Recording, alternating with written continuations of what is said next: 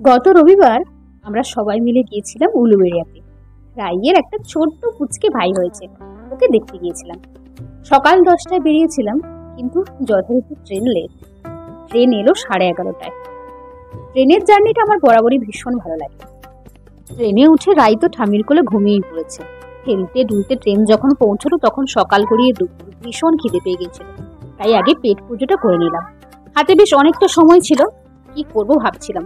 তখনই ওখানকার স্থানীয় মানুষদের কাছ থেকে জানলাম এই মন্দিরটার ব্যাপারে।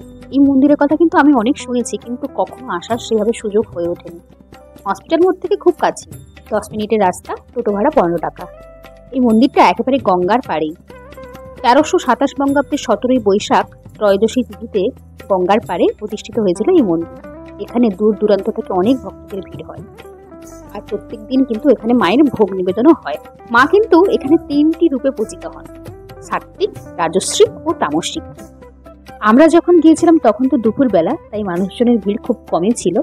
কিন্তু দুপুর গড়িয়ে বিকেল হতেই দেখলাম অনেক মানুষের ভিড়। অনেকটা সময় গঙ্গার পাড়ে বসে কাটিয়ে দিলাম।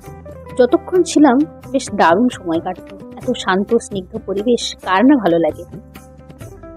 বিশেষ বিশেষ দিনগুলোতে এখানে ভক্তদের বেশ ভিড় হয়, বিশেষ করে বৈশাখের ত্রয়োদশী তিথিতে। এখানে কিন্তু জাত ধর্মের ভেদাভেদ নেই।